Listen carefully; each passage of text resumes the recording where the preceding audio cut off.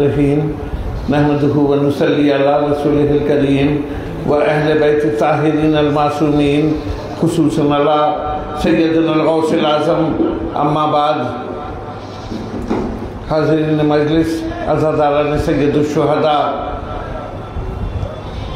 आज के এখানে মজলিসে আযার আয়োজন হয়েছে এবং মাশাআল্লাহ এই আযাখানায় কালকে আরবাইন আছে এবং এখানে 3 দিন ধরে মজলিসে আযার আয়োজন হলো। আপনার আশারা হয় ইমাম বারগাহে 10 দিনের মজলিস, খামসা হয় 5 দিনের মজলিস এবং আপনার এই 3 দিনের সালাসা হয় 3 দিনের মজলিস। তো এখানে এই মজলিস ইমাম বারগাহে হয়ে গেল। এই বাহানায় আজকে আমাদের আসিফ আলী বাবু এই ইমাম বারগাহে মজলিস আয়োজন করেছেন। আসলে এই যে ইমাম বারগাহ আছে এটা এই জিনিসের জন্যই আছে আযাখানা, যে যেখানে জিকরে হুসাইন হবে। কলকাতায় অনেক লোকের বাড়িতে জায়গা থাকে না এবং ওনারা আয়োজন করতে পারেন না। কলকাতায় যতদিন বেশিরভাগ আযাখানায় প্রত্যেক দিন মজলিস হয়, ওটা কিন্তু প্রত্যেক দিন স্টেটের দিক দিয়ে হয় না কিংবা ইন্তেজামিয়া কমিটি করে না। এটা এক একজন ইমাম বাড়ায় যেদিন খালি আছে বলে আজকে আমি মজলিসে আযা করব ইমামে হুসাইনের, সেখানে যেমন মসজিদে আপনি কোরআন খানি করেন সেইভাবে ইমাম বারগাহে মজলিসে আযার আয়োজন করা হয় সেখানে। আর এরই জন্য মজলিসে আযা ইমাম বারগাহ আছে যে ওখানে বেশি থেকে বেশি জিকরে হুসাইন হয়। এই ওনাদের এই আইয়ামে আযাতে 10 দিন মুহররমের এবং 40 দিন এরপরে ওনাদের জন্মদিনে এমন কিন্তু আযাখানা হওয়া উচিত না যেখানে আপনার 1-2 জায়গায় এরকম দেখি যে আযাখানা তৈরি হয়ে গেছে, বড় বড় আযাখানা, কিন্তু সেখানে 10 দিন মুহররমের পরে আর কোনো তাজকিরা কোনো জিকির থাকে না। এটা না, ইমাম বারগাহে কিন্তু 21, 19, 20, 21 রমজানেও আপনার মজলিসে আযা হওয়া উচিত এবং এই আপনার 28 সফরেও ওখানে মজলিস হওয়া উচিত, ওনাদের জন্মদিনে মাহফিল হওয়া উচিত, তখন আযাখানা মোকাম্মল হয়। এটাই উদ্দেশ্য হচ্ছে আযাখানার। আজকে বেশি আমি সময় নেব না, কালকে আপনাদেরকে সকাল সকাল উঠতে হবে এবং 8টার সময় ইমাম বারগাহ অন মোহাম্মদ দমনপুর থেকে কাফেলা বেরিয়ে আসবে। এটা আমাদের গর্ব, আমাদের ফাকার, আমরা মওলার কুর্তা, কিন্তু আমাদেরকে এটা খুশনসিবি করেছেন যে বাংলার মাটিতে এই ধরনের আরবাইনের জুলুস কিন্তু কোনো জায়গায় বেড়ায় না। বরঞ্চ আমি ভারতে আজ পর্যন্ত নেটে এত ঘাটাঘাটি করি, ফেসবুক, ইউটিউব, এই ধরনের একে আরবিতে মাসি বলে এই পদযাত্রা করা ইমামে হুসাইনের জন্য, যেটা নজফ থেকে কারবালায় করা হয়। ওটা প্রাচীন দিন থেকে চলে আসছে, হচ্ছে। তখন কম লোক হতো, কিন্তু এটা মর্জি আছে আল্লাহ পাকের যে উনি এখন চাচ্ছেন যে বেশি থেকে বেশি আযাদারি দুনিয়া হয়। এখন কিন্তু ছড়াচ্ছে এই মুহররম গুজারি, যেসব অঞ্চলে হতো না সেখানেও আযাদারি হচ্ছে এবং ছোট ছোট বাচ্চা আপনার মোবাইল হাতে আছে, এখন কিন্তু আহলে বাইত সম্বন্ধে তারা জানে, যারা একটুকু আপনার ইন্টারেস্ট রাখে, যারা এগুলো জানতে চায়, তারা তাকরীরের মাধ্যমে ইউটিউবে, ফেসবুকে বিভিন্ন তাকরীর উলামাদের শুনে কিন্তু আহলে বাইত সম্বন্ধে জ্ঞান বেড়েছে অনেক সাধারণ লোকে। এবং আহলে বাইতের যে মর্তবাকে ঢাকা চাপা দিয়ে রাখা হতো, আগে কোনো জায়গায় নতুন জায়গায় মজলিস যদি আয়োজন করা যেত, এমন জুলুম ছিল, আপনি নাটক, যাত্রা, গান বাজনা সব কিছু করতে পারেন, কোনো পাবন্দি নাই। কিন্তু জিকিরে হুসাইন যদি করে দেন, সঙ্গে সঙ্গে চলে আসবে লাঠি নিয়ে যে প্যান্ডেল ভেঙে দেবো যদি এইখানে ইমামে জিকির করেছে। কেউ যদি অ্যালার্ম লাগিয়ে দিয়েছে, আমাদের বৈশিষ্ট্য আমরা রাজনীতি করি সব এখানে, কখনো এই পার্টির ঝান্ডা তুলছি, কখনো ওই পার্টির ঝান্ডা তুলছি, যেরকম সময় আসছে বাড়িতে লাগাচ্ছি, গর্ব করে নিয়ে যাচ্ছি। কিন্তু এই ইসলামের ঝান্ডা তুলতে গেলে তখন আক্রমণ হতো যে বাড়ি থেকে নামাও না। তো কিছুদিন আগে মেচাবর্জি হয়েছে, একজন আলামে হুসাইন লাগিয়ে দিয়েছিল নিজের বাড়িতে। তো তাকে এসে বলল, সে লোকটা রাজনীতিও করে, সব পার্টির আপনার পরিবর্তন হয়েছে সময় হিসাবে,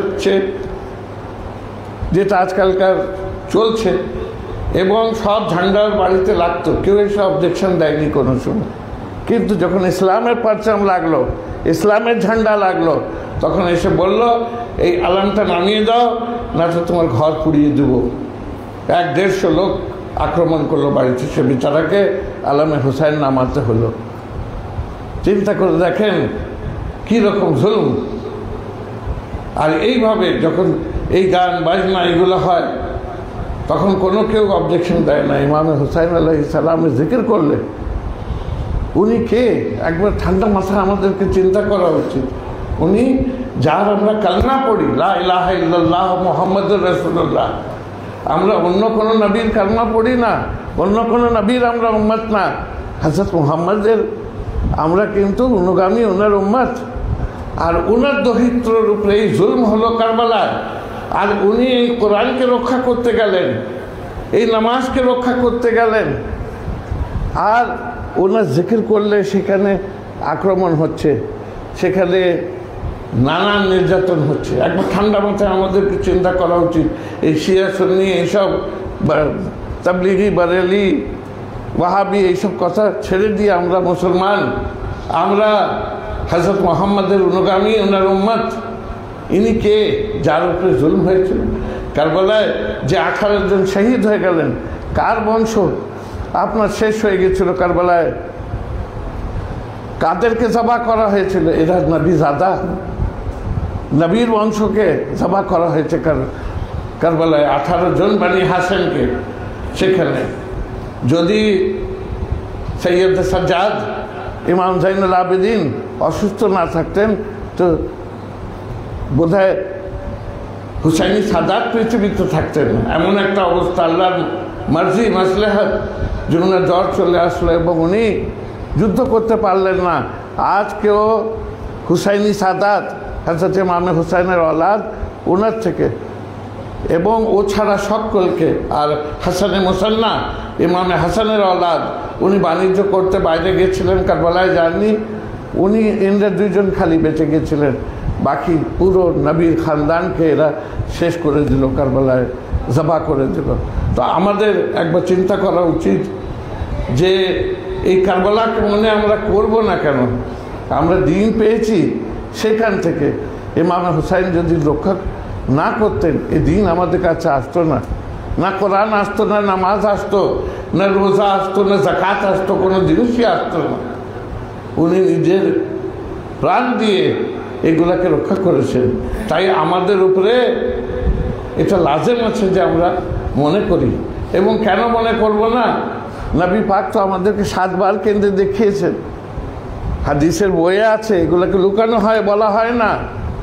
জুমার দিন এগুলাকে মেম্বার থেকে বলা হয় না, কিন্তু 7 বার প্রত্যেকটা বইয়ে হাদিসের আছে যে 7 বার ওহী এসছে নবী পাকের কাছে যে হুসাইন এইভাবে শহীদ হবেন কারবালায়।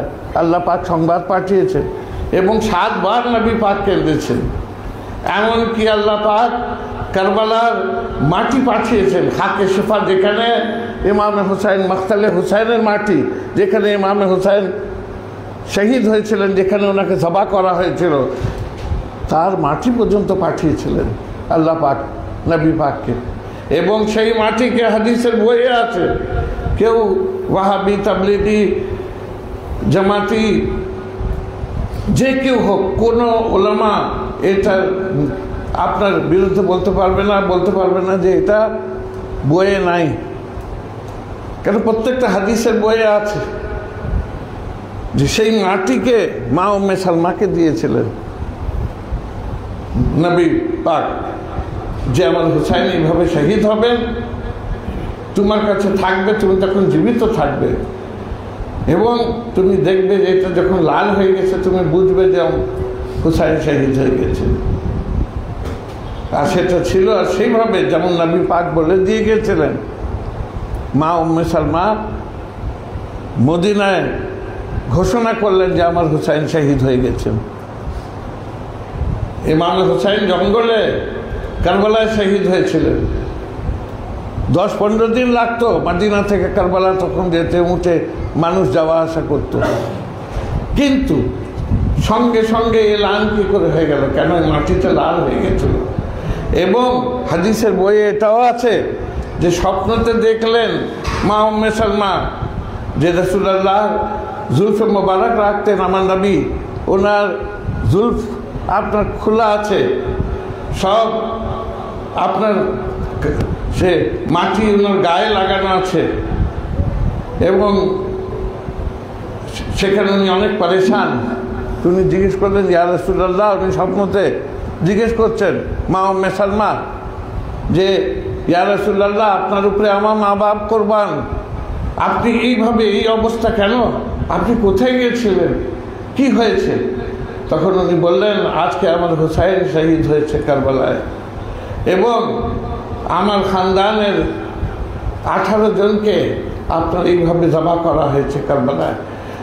72 জন শহীদ হয়েছেন, আর এক একজনের শাহাদাত আমি দেখেছি। হাদিসের ভাষা এটা, রাসূলুল্লাহর ভাষা। আমি নিজে সচক্ষে দেখেছি, কারবালায় আমি ছিলাম, এবং একটা শিশি দেখালেন মা উম্মে সালমাকে এবং বললেন যে এক এক শহীদের রক্ত এর মধ্যে আছে। আমি সারা দিন ওখানে ছিলাম, তাই আমার এই অবস্থা হয়েছে। কারবালায় আমি সব দেখে এসেছি। দেখলেন যে রাসূলে পাক কাঁদছেন স্বপ্নতে, বেজার হয়ে গেলেন, উনি কাঁদতে লাগলেন, গিরিয়াও জারি করতে লাগলেন। মদিনাবাসী বাড়িতে আসলো, বললেন যে হুসাইন শহীদ হয়ে গেছেন। আমি এখনই রাসূলুল্লাহকে দেখেছি, উনি আমাকে স্বপ্নতে বলেছেন এবং এই মাটি দিয়েছেন, এটা আজকে লাল হয়ে গেছে। দেখো, পুরো মদিনায় লোকে গিরিয়াও জারি করতে লাগলো। মক্কায় জিন্নাতরা কাবা শরীফের উপরে লিখে দিয়েছিল কুতিলাল হুসাইন বে কারবালা, যে হুসাইন কারবালায় শহীদ হয়ে গেছেন। মক্কাবাসীরাও সঙ্গে সঙ্গে জেনে গেল যে হুসাইন কারবালায় শহীদ হয়ে গেছেন, সংবাদ পৌঁছিয়ে গেল। এবার দেখুন যে সেখানে যে এই মাটিটা দিয়েছিলেন কারবালার, এবং বলেছিলেন নবী পাক যখন কাঁদেন কিছু করেন, নবী পাক খেজুর খান, আমাদের জন্য সুন্নাত। নবী পাক ফরজের পরে নামাজ পড়েছেন, আমাদের উপরে সুন্নাত। নবী পাক অন্য কিছু করেছেন, সব আপনার মিসওয়াক করেছেন, একজন সাহাবী দেখেছেন, সে সুন্নাত। কিন্তু এই সুন্নাত মনে থাকে না আমাদেরকে যে নবী পাক একবার না, মিসওয়াক করতে তো একবার দেখেছেন। আমরা 30 দিন রমজানে মিসওয়াক করতে থাকি, ওখানে আসলে নামাজের পরেই আমাদের আরম্ভ হয়ে যায়, কিন্তু এই সুন্নাতটা কেন মনে থাকে না? এটা একবার না, 7 বার ওহী এসছে, এবং এই রিওয়ায়াতকে বয়ান করেছেন খালি উম্মে সালমা না, হযরত ফাতেমা জাহরা সালামুল্লাহ আলাইহা, উনি বলেছেন যে আমি হযরত মুহাম্মদকে শুনেছি যে উনি এই কথা বলেছেন। মওলা আলী বলেছেন যে উনি আমাকে বলেছেন যে হুসাইন একদিন শহীদ হবেন।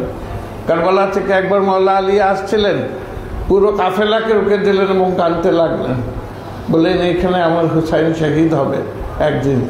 কেন? আমাকে নবী পাক বলে দিয়ে গেছেন। 7 বার যখন ওহী এসছে, আল্লাহ পাক সে জায়গা পর্যন্ত বলে দিয়েছিলেন যে এখানে হুসাইন শহীদ হবেন।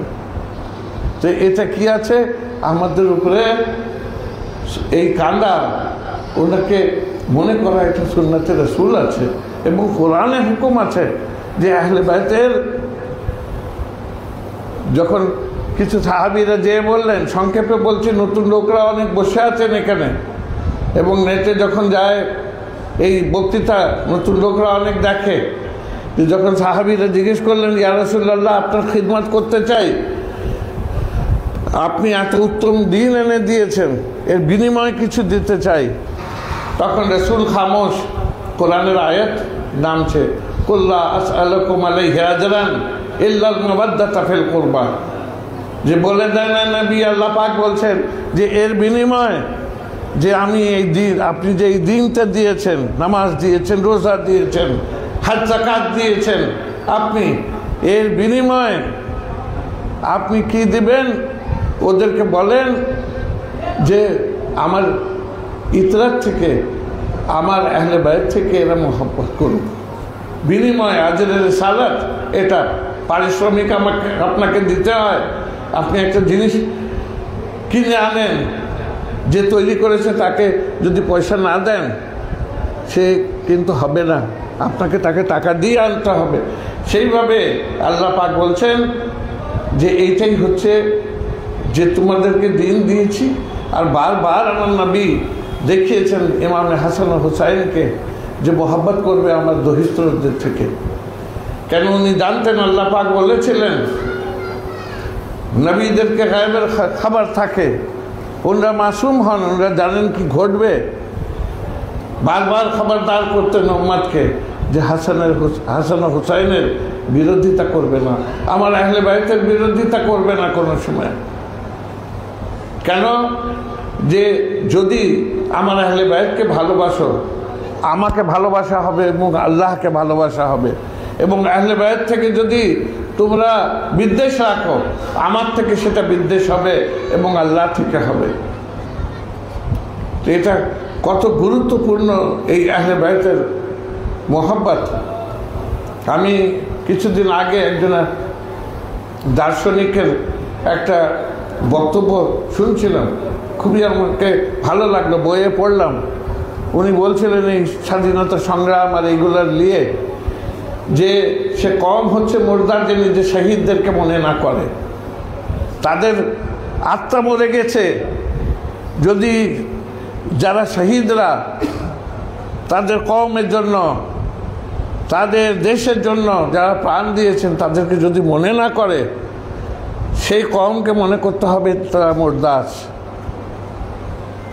কেন? শহীদরা যখন শাহাদাত বরণ করেন তখন কিন্তু ওনাদের সামনে নিজের কোনো ইয়ে থাকে না, ওরা কোরবানি দেন। ওনার নিজের বাল বাচ্চাদের জন্য যে চিন্তা করেন না, কারোর জন্য না, ওনাদের সামনে উদ্দেশ্যটা বড় থাকে। আর ইমাম হুসাইন আলাইহিস সালাম সেইভাবে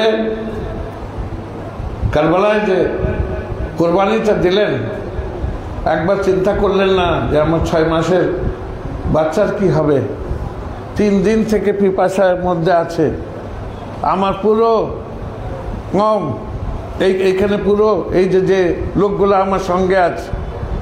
কিন্তু উনি এই কোরবানিটা দিলেন কেন? যে ইসলামকে রক্ষা করবার জন্য। এই মাত্র 50 বছর হয়েছিল, সব কিছু ইয়াজিদ পাল্টিয়ে দিচ্ছিল। ইতিহাসের বইয়ে আছে যে মেম্বারে রাসূলের উপরে মদ্যপান করে উঠত মসজিদে নববীতে, এবং সে সৎ মায়ের সঙ্গে বিয়ে জায়েজ করে দিয়া, 2 বোনের সঙ্গে একসঙ্গে নিকাহ জায়েজ করে দিয়া, 3টা বোনকে আপনি একসঙ্গে নিকাহে রাখতে পারেন। হারামে মুতলাক আছে, 25 পারে পরিষ্কার লেখা আছে কোরআন পাকে যে 2 বোনকে একসঙ্গে নিকাহে রাখা যায় না।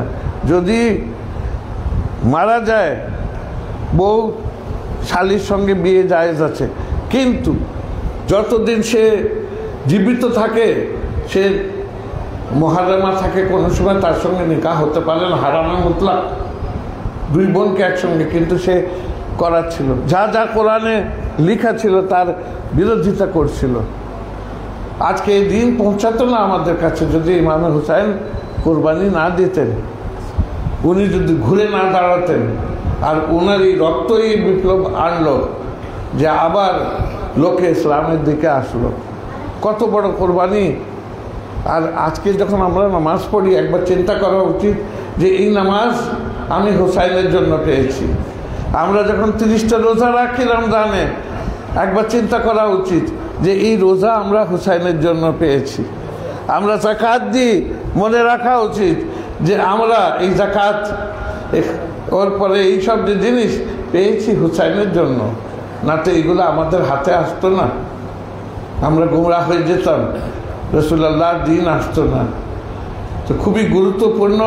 এবং দেখুন আল্লাহ পাক ইসলামী ইতিহাসের যদি আপনারা কেউ গবেষণা করে, দেখে, পড়ে, তো দেখবেন এত অত্যাচার হয়েছে, যারা আজাদারি করেছে তাদেরকে জবাই করে দেওয়া হয়েছে, মারা হয়েছে, একটাই দোষে ইয়া হুসাইন করতো বলে। কিন্তু এত অত্যাচার করবার পরেও বড় বড় জালেম বাচ্চারা এসছে, কিন্তু এই আজাদারিকে বন্ধ করতে পারেনি। যুগে যুগে এত চেষ্টা করেছে, কেন? যে এর রক্ষা করছেন আল্লাহ পাক নিজে। এক জায়গায় যদি বন্ধ হয়ে যায়, অন্য জায়গায় আরম্ভ হয়ে যায় আজাদারি। আল্লাহ পাকের এটা মার্জি। ইরাকে এইভাবে এই যে 40-এর সময় এইভাবে আরবাইন হতো না। আজকাল গুগলের সময় আপনারা এই আরবাইন সম্বন্ধে একবার দেখবেন যে কি হয়। খুবই আফসোসের কথা আমি বলছি যে আমরা নিজের এত বড় যে ঐতিহ্য, আমাদের পৃথিবীর বৃহত্তম সমাবেশ মানব ইতিহাসের কারবালায় হয়। 5 কোটি লোক এক জায়গায় কোনো সময় মানব ইতিহাসে জড়ো হয়নি। 5 কোটি লোক আজকে ইমামে হুসাইনের রোজায়ে মোবারকে 39 জড়ো হয়। কিন্তু আফসোসের কথা আমরা জানিও না। আর সংবাদ মাধ্যম তো সেগুলো চেপে দেয়। আপনার যারা বিদেশি সংবাদ মাধ্যম সেরকম অ্যাডভার্টাইজ করে না, আমাদের গদি মিডিয়াও সেটাকে চাপে। আফসোসের কথা, আমরাও সেটাকে ঢাকা চাপা দিই। কিন্তু এখন সোশ্যাল মিডিয়ার যুগ, এখন আস্তে আস্তে বেরিয়ে আসছে। আরবাইনে যে একবার গেছে, হিন্দু ভাইরা গেছেন, খ্রিস্টানরা যারা যান, একবার যে যায় সে বারে বারে যেতে চায় ওখানে। মুসলমান তো ছেড়েই দেন, এমন একটা মনে হয়। 2 বছর আগে একজন ফ্রেঞ্চ পেন্টার, সে পৃথিবীর 3 জনের মধ্যে একজন,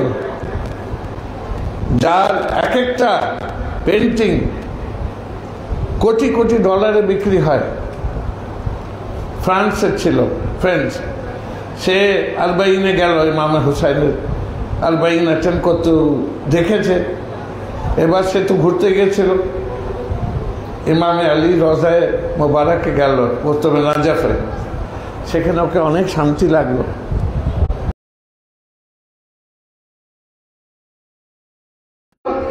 এবং এই 90 কিলোমিটার যখন তার শেষ হলো, রোজা ইমামে হুসাইনে গেল, পরিবর্তন হচ্ছিল মনটাই। 90 কিলোমিটার যখন হেঁটে যাচ্ছিল, সে ধীরে ধীরে ইমামে আলী রোজা থেকে যখন ইমামে হুসাইনের রোজা পর্যন্ত যাচ্ছিল, তার মন কিন্তু ইসলামের দিকে টানছিল, কাছে আসছিল। এটা আহলে বাইতের দ্বার। এইখান থেকে জড়িত যারা হয়, সে নামাজি হয়ে যায়, সে রোজা রাখে, সে পরহেজগার হয়ে যায়, যে আহলে বাইতের দামান ধরে নেয়। তো এবার সে যখন যাচ্ছে ইমামে হুসাইনের রোজা কাছাকাছি, জিয়ারত করলো গুম্বাদ।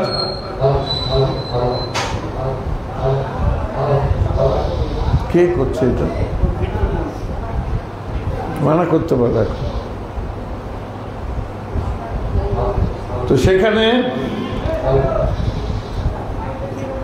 কাছে যখন আসলো, রোজায়ে মোবারক দেখলো, দেখবার পরে সেখানে আপনার তার মন আরো ইসলামের কাছে চলে আসলো। সে জানতো না বিশেষ ইসলামের সম্বন্ধে। সে একজন, বেশিরভাগই পেন্টাররা এরা নাস্তিক হয়, সে একজন এথিস্ট ছিল, নাস্তিক, এইসব সম্বন্ধে জানে না, কিন্তু মনে এমন পরিবর্তন হলো যখন ইমামে হুসাইনের রওজায়ে মোবারকে পৌঁছালো, একদিন হাজির হলো, দ্বিতীয় দিন যে সে মোশাররফ ভাই ইসলাম হয়ে গেল, ইসলাম ধর্ম নিয়ে আসলো। এটা এত বড় একজনের পেন্টার যে 3 জনের মধ্যে একজনের সমান হয়, সে ইসলাম গ্রহণ করেছে, কিন্তু আমি জানি না যে সে ওখানে যে মনে এত পরিবর্তন হয়েছে তার, সেই নাজাফ থেকে কারবালা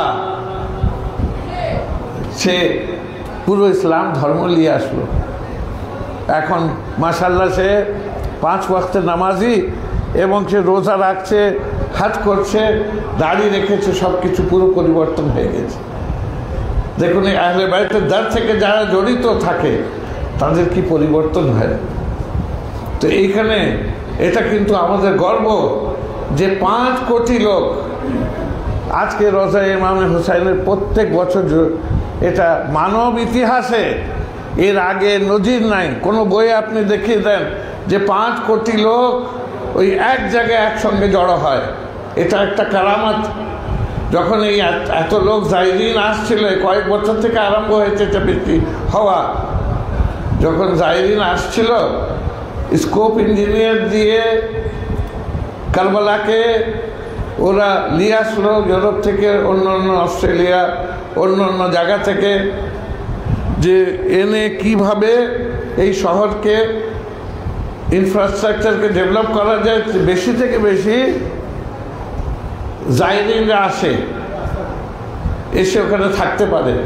কিন্তু প্রাচীন শহর কারবালা, সেখানে জায়গায় জায়গায় নবীদের মাজার আছে, এবং সেখানে আপনার অলিয়া আল্লাহদের মাজার আছে, খুব পবিত্র জায়গা পুরো ইরাক।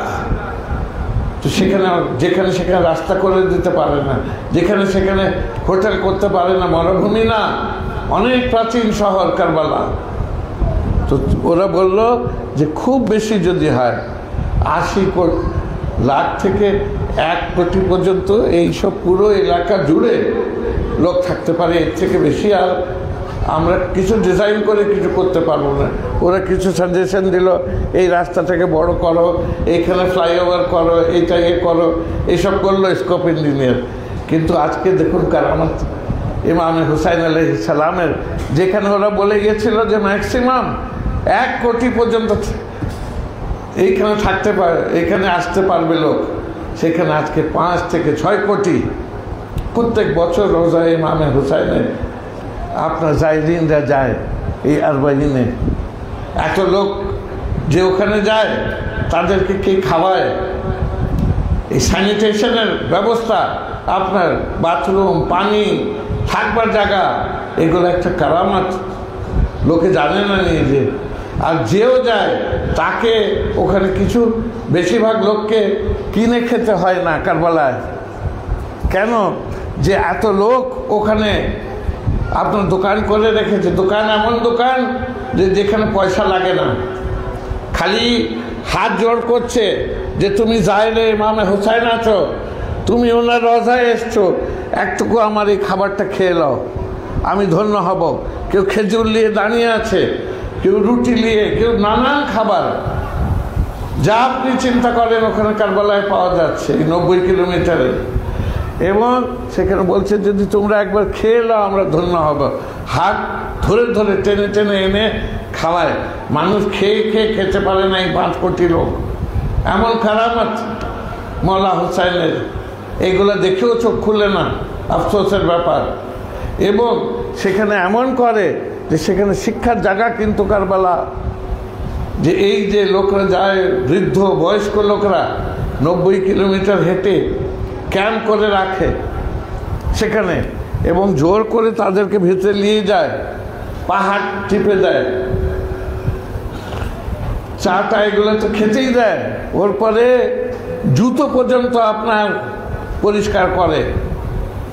বড় বড় আপনার মিলিটারি অফিসাররা, পুলিশের অফিসাররা আপনার ড্রেস পরে, একজনা যে ভাবেন ঠেলা নিয়ে ঘুরে বেড়ায় তার জুতো তারা পরিষ্কার করে দিচ্ছে। দেখুন কত মহান শিক্ষা তারা পাচ্ছে কারবালায়, যারা জড়িত হয়ে গেছে এই আহলে বাইতের দ্বার থেকে, করে দিচ্ছে যে জায়রে ইমামে হুসাইন আছে, সে গরিব আছে যা আছে, এর জুতোর পরিষ্কার করে দিয়া এটা আমাদের সৌভাগ্য, আমাদের কিসমত। এবং সেইভাবে কাউকে একবার যদি পিপাসা লাগে সঙ্গে সঙ্গে কেউ না কেউ পানি নিয়ে হাজির হয়ে যাবে কারবালায়। এটা বরাবর হয়। ইমামে হুসাইন 3 দিন পানি পাননি। আমি যখন কারবালায় গিয়েছিলাম এই জিনিসটা হঠাৎ করে মনে আসলো, আর আমাকে একটু পিপাসা হালকা লেগেছিল। আমি ইমামে হুসাইনের রওজা থেকে মওলা আব্বাসের রওজায় যাচ্ছিলাম মাঝ পথে, ওখানে কোনো দোকান নেই, কিচ্ছু নাই যে আমি মিনারেল ওয়াটার কিনবো। সঙ্গে সঙ্গে একজন শরবত নিয়ে চলে আসলো, পিছনের থেকে কাপড় ধরে টানছে, আরাম, তাফাদ্দাল তাফাদ্দাল ইয়া আখি বলছে, ল ল ল, এটা দেখছি শরবত, সুন্দর শরবত। আরেকজন এসে আমাকে পানি দিচ্ছে। একবার চিন্তা এসছে মাথায় যে কারবালায় আমি আছি, এখানে তো ইমামে হুসাইনের জায়ের, কেউ পিপাসার মধ্যে থাকে না। এই চিন্তাটা এসছে, সঙ্গে সঙ্গে পানি নিয়ে হাজির। এটা মুজিজা ইমামে হুসাইন আলাইহিস সালামের। এখন দিনের পরে দিন কিন্তু খুলে যাচ্ছে, এই বাধা বিঘ্ন সব শেষ হয়ে গেছে। এই যে 5 কোটি লোক, এটা আমি তাকরীর করছি, যেখানে যেখানে যাচ্ছে তারা শুনছেন। এবং আপনাদেরকে অনুরোধ করব যে আরবাঈনের তাজকিরা করবেন আপনারা, যে পৃথিবীর বৃহত্তম সমাবেশ যা শুনছেন, এগুলো নেটেও দেখবেন। আমি যদি বলছি কিছু যদি মিলছে না আমার কথা, আপনারা বুঝে যাবেন যে আমি যেটা বলছি এটা হাকিকাত আছে, যে 5 কোটি লোক এর সমাবেশ হয়। আর এটা আমাদের ঐতিহ্য মুসলমানদের। কিন্তু আফসোসের কথা যে আমাদের যে নিউজ পেপারগুলো আছে মুসলমানদের, সেগুলোর ঝাঁকা চাপা দিয়ে দেয়। কোনো সময় আরবাঈনের জিকির হয় না। কিন্তু এটা যদি অন্য কওমের কোনো হতো, ভ্যাটিকানে হতো, পোপের আপনার ইটালিতে যদি 1.5 কোটি লোক ওখানে জড়ো হয়ে যেত, সব সংবাদ মাধ্যম বলতো যে আজকে পৃথিবীর বৃহত্তম সমাবেশ হয়েছে ভ্যাটিকানে। কিন্তু কারবালাতে যে এত লোক, এই অদ্ভুত বিদ্বেষ ইমামে হুসাইন থেকে আজকেও, যে এগুলাকে ঢাকা চাপা রেখে দেওয়া হয়, বলা হয় না। কিন্তু এটা তো আমাদের ঐতিহ্য, আমাদের মুসলমানদের ঐতিহ্য, যে সব থেকে বৃহত্তম সমাবেশ মানব ইতিহাসের কারবালায় হয়। মানুষ ফেজিয়াব হয়, ওখানে যায় কেন? কিছু না পেলে যেত না সেখানে। আর এই ধরনের সেটা হয়। যা হোক, মওলা যারা যারা গেছেন ওনাদের হাজিরি নসিব করেন। এবং আমাদের এই সমাবেশে আমরা যারা বসে আছি, আল্লাহ পাক আমাদেরকেও হাজিরি নসিব করেন, যে আমরা কোনো সময় কারবালা স্বচক্ষে দেখতে পারি, ইমামে হুসাইনের রওজা এবং এই আরবাঈন পদযাত্রায় আমরা অংশগ্রহণ করতে পারি। এইখানে যেটা দমনপুর থেকে কালকে বেড়াবে, ইমামবাড়া মোহাম্মদ থেকে এইখানে 7 কিলোমিটার, এটা আপনার তারই একটা প্রতীক। এখানে তাজিয়া রাখা আছে। এটা কি আছে? এটা ইমামে হুসাইন আলাইহিস সালামের রওজার প্রতীক। এটা কিন্তু ইমামে হুসাইনের রওজা না,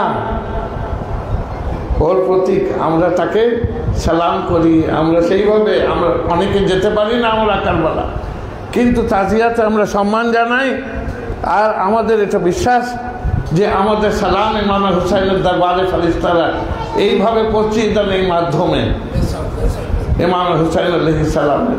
তো সেইভাবে এই যে আমরা একে আরবিতে মাসি বলে, যেটা নাজাফ থেকে কারবালা পর্যন্ত করা হয়, তো এই যে মাসি আমরা করব কালকে 7 কিলোমিটারের, এটা কিন্তু সেইভাবে আমরা অনেক আছি যারা আমাদের তৌফিক হয়নি আমরা কারবালায় যেতে পারি, কিন্তু মন থেকে যখন কালকে আমরা এই ইমামবাড়া মোহাম্মদ থেকে ইমামবাড়া আলী আজহার পর্যন্ত 7 কিলোমিটার আমরা এতে শরীক হব, মওলা আমাদের সালাম ও আকিদাত রোজায়ে ইমাম হুসাইন পর্যন্ত পৌঁছাবেন ফেরেশতারা।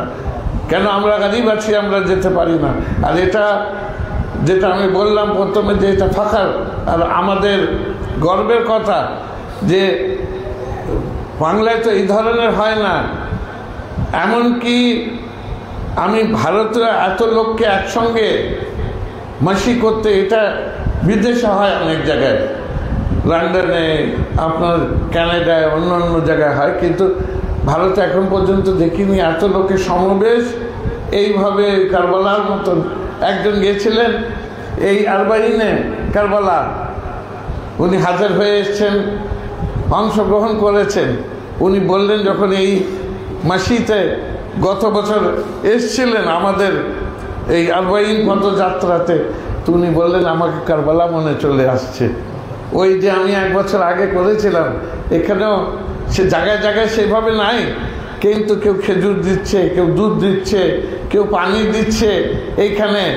এমনকি আমাদের হিন্দু ভাইরাও এই পাশে গ্রাম বাহিদিতে সেখানে এসে ওনারা পানি দেন, শরবত দেন। ওনাদের কেউ বলেনি যে আপনাদেরকে দিতে হবে। তারা এই পানি খাইয়ে, বিস্কিট দিয়ে তাদের মনে শান্তি হয়। কেন ইমাম হুসাইন সব ধর্মের জন্য আছেন, খালি ইসলামের জন্য না। উনি বনি নয়, ইনসানিয়তের জন্য আছেন। ওনার যে এই ত্যাগটা ছিল মানবতার জন্য ছিল। তো সেখানে ওনারা তাকসিম করেন ওখানে। আর জাতি ধর্ম নির্বিশেষে লোক এই এতে শরীক হতে পারে, হাজির হতে পারে। আল্লাহ পাকের কাছে আমি দোয়া চাই যে আপনাদের হাজিরি কালকে কবুল হয়।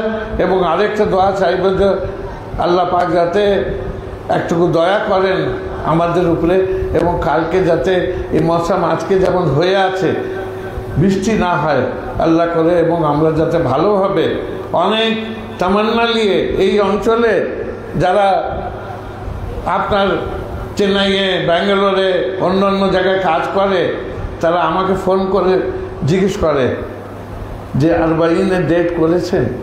আমি বুঝে যাই কেন তাড়াতাড়ি করতে হলো। আমরা আশুরা পাকের পরেই অ্যানাউন্স করলাম, কেন এনাদেরকে টিকিট করতে হবে ফেরত যাওয়ার জন্য। ওনারা থাকেন বলে আমরা আরবাইনে শরিক হয়ে ওর পরে যাবো।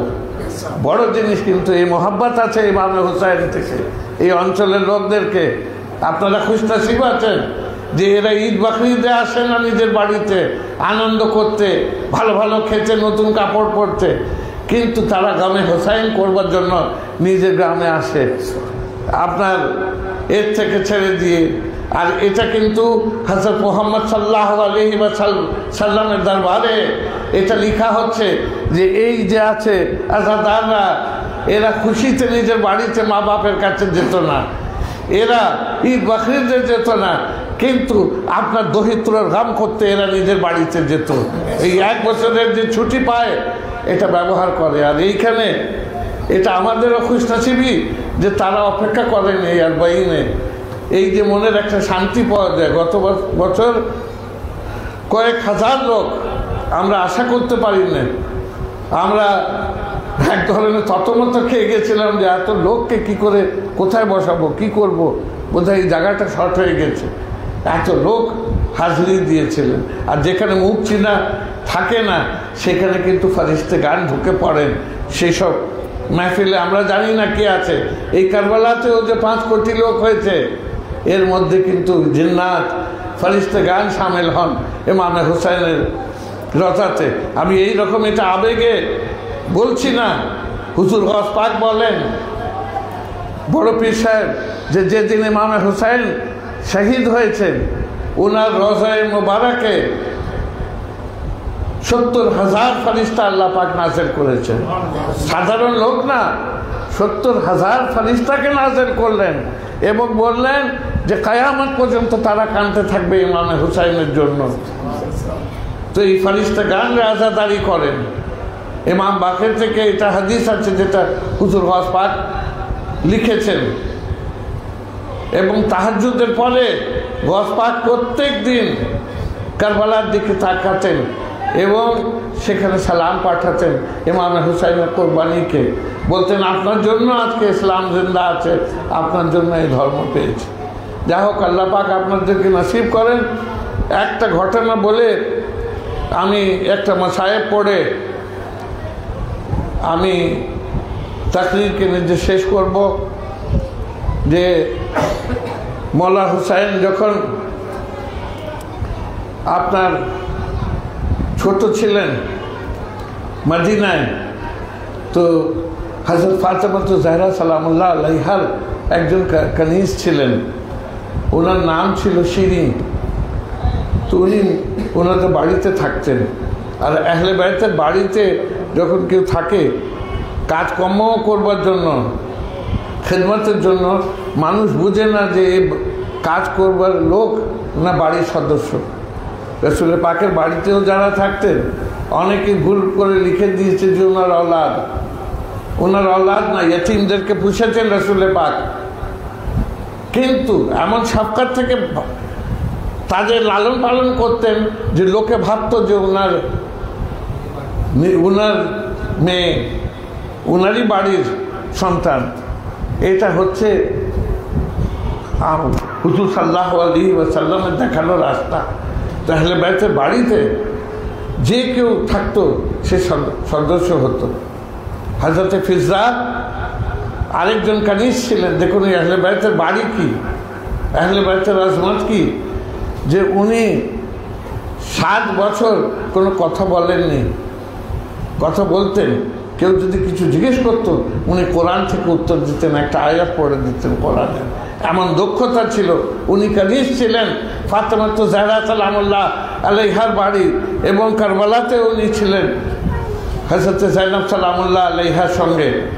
সেখানে কারবালাতে উনি গিয়েছিলেন এবং কষ্ট তুলেছেন হযরতে ফিজা। তো উনি 7 বছর পর্যন্ত ওনার জীবনীতে আছে যে কোনো সময় কোনো কথা কোরআনের আয়াত ছাড়া বলেননি মুখ থেকে। যখনই কেউ প্রশ্ন করতো, কিছু বলতে হতো, উনি কোরআনের একটা আয়াত পড়ে দিতেন, মানুষ মানে বুঝে যেত যে উনি কি বলছেন, এবং সেই কথাটা করতো। ইবাদত রিয়াজতের কি স্তর দেখুন আহলে বাইতের বাড়ির লোকের। তো হযরত শিরি ছিলেন, উনি ওয়াদা করেছিলেন ইমাম হুসাইন থেকে, ওনার যখন বিবাহ দিয়ে দিলেন, ওয়াদা করেছিলেন যে একবার ইমাম হুসাইনের বাড়িতে, ওনার বাড়িতে যেখানে ওনার বিবাহ হচ্ছে সেখানে আবার মদিনায় এসেছিলেন বিবাহের পরে, ইমাম হুসাইন থেকে ওয়াদা নিয়েছিলেন যে আপনি একবার মওলা আমার বাড়িতে আসবেন, আপনি ওয়াদা করেন, ছোট থেকে আপনাদের সেবা করেছি আমি এইখানে, তো আপনি একবার আসবেন আমার বাড়িতে। তো ইমাম হুসাইন সেখানে বললেন যে হ্যাঁ শিরি, তোমার বাড়িতে আমি যাব। হযরত শিরি, তো উনি যখন এই ওয়াদাটা করলেন, প্রায় যখন 1 বছর 2 বছর পরে মদিনা আসতেন, বলেন মওলা আপনি তো কতদিন থেকে বলছেন যে আপনি আসবেন আমার বাড়িতে কুফায়, কিন্তু আপনি ওয়াদা করে আসেন না। ইমাম পাক বলতেন আমি যাব তোমার বাড়িতে, নিশ্চয়ই যাব, একদিন যাব। হযরত শিরি, এবং সেখানে এইভাবে হলো, কারবালার ঘটনা হয়ে গেল। ওর পরে হযরত শিরি একবার খবর পেলেন যে ইমাম হুসাইন শহীদ হয়ে গেছেন কারবালায়। অনেক কান্নাকাটি করলেন, বললেন হুসাইন আমার থেকে ওয়াদা করেছিলেন যে আমি আসব, কিন্তু উনি নিজের ওয়াদা সেটা পুরো করতে পারলেন না, শাহাদাত হয়ে গেল। আহলে বাইতের সদস্যরা যখন ওয়াদা করেন, ওনারা কোনো সময় তার বিরোধী, এমন হয় না যে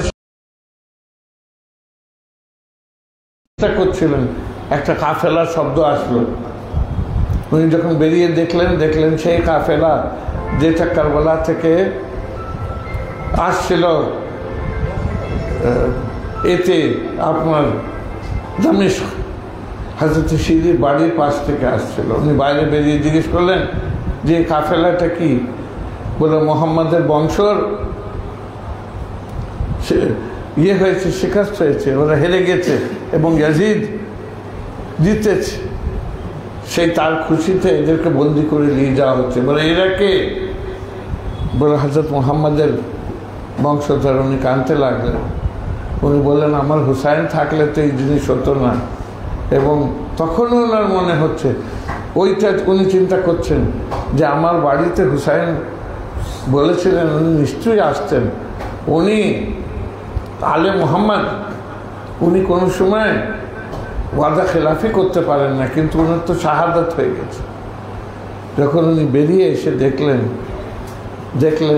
যে সামনে নেজার উপরে ইমামে হুসাইনের কাটা মস্তক, এবং মওলা হুসাইন যখন এইভাবে নিয়ে যেত তো সেখানে সূরায়ে কাহাফের তেলাওয়াত করতেন, সেখানে ইমামে হুসাইন কাটা মস্তক থেকে সেইভাবে নিয়ে যাচ্ছিল।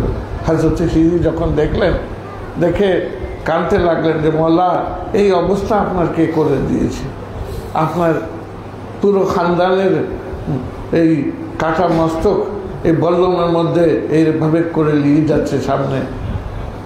তো উনি বললেন যে সিরি, আমি তোমার থেকে, সেই কাটা মস্তক থেকে শব্দ আসলো যে সিরি, আমি ওয়াদা করেছিলাম, আলে মোহাম্মদরা যখন ওয়াদা করেন কোনো সময় খেলাফি হয় না। তো আজকে আমি তোমার বাড়িতে এসেছি, তোমার বাড়ির সামনে থেকে যাচ্ছি, তোমার বাড়িতে আসা হলো। সিরি, যদি তুমি পারো তো তুমি এই যে ভিতরে পিছনে বন্দি করে নিয়ে যাচ্ছে জাইনব কুলসুম, আমার বোনদেরকে, আমার আহলিয়াদেরকে, এদেরকে চাদর এনে দিয়ে দাও, এদের চাদরকে এনে দিয়েছে, যদি পারো তো কিছু ভালো ব্যবহার করো এদের থেকে। তো হযরত সিরি মাথা পটকাতে লাগলেন, কাঁদতে লাগলেন। নিজে বাড়িতে যত চাদর ছিল এনে হযরত জাইনবকে দিলেন যে আজকে কি অবস্থা করে আপনাদেরকে সামনে নিয়ে যাচ্ছে।